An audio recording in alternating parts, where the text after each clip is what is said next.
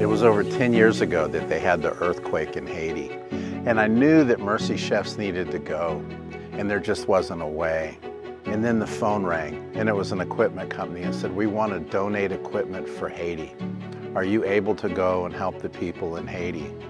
Well, 3 kitchens later, and all these years later, those kitchens still operate. Mercy Chefs is still impacting Haiti. We learned so much over the years on how we could act internationally and why we should act internationally. Since then, we've been to Nepal, the Philippines, Zimbabwe, Guatemala, Honduras, where I'm sitting now. We've been to the Dominican Republic. We've been to the Bahamas. Mercy Chefs has been going all over the world. And this year, we've been active in Ukraine, working out of Romania. We are fully engaged worldwide.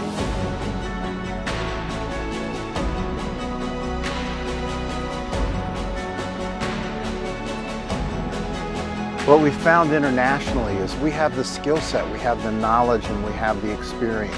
It's not always hot food or building kitchens, which it sometimes is. Sometimes it's taking fresh water units, purifying water. Sometimes it's going and providing groceries or providing support from an educational standpoint. Sometimes it's just going and standing with the people in need and saying we're here to help and finding what the Lord would have us do. We've had the most amazing opportunity working with kingdom-minded people all over the world. In Haiti, we worked with the National Director of Campus Crusade. In Puerto Rico and Dominican Republic, we worked with our good friends at INT, Wanda and Edgar.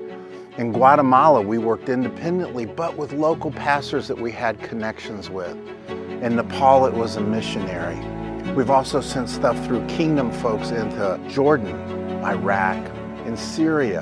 And right now, working through a network of churches from Bethel Global Response, Church of the Highlands, we've been able to pour into Ukraine, to the front lines out of our warehouse in Romania. We're approaching 4 million pounds of food that we have delivered to the front lines, to bakeries in Kyiv, all over the country. Mercy Chefs has been first on the scene, and we have stayed until today. We continue our work in Ukraine. One of the things that we've learned working internationally is the economy of what we can do in a developing country is incredible. That same dollar that we would spend, we can take and we can make it go so much further. We have learned that internationally we're able to make such a huge impact. Now we've measured what it's going to take, and we know that the only limitation we're going to face is funding. We have the experience, we have the knowledge, we have the staff, the people are joining. Now we just need you to be part of sending us to the world. I remember 5 years ago after Hurricane Maria, Ann and I were in Puerto Rico, and we were watching a group of young adults leave on a bus to head back to the airport after a week of mission trips. And God had been stirring my soul for a while about being international, going international, taking that step, reaching the world. And I just wasn't sure it was the time.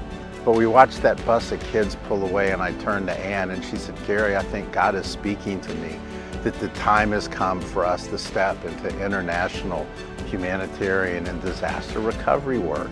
It was the confirmation that we needed. From that day, we've been taking the small steps to get us ready. Now it's time for us to take a big step. So as Mercy Chefs continues to serve in the United States, we ask you to stand with us. Take that step of faith with us as we go into all the world. Will you help send Mercy Chef to the nations?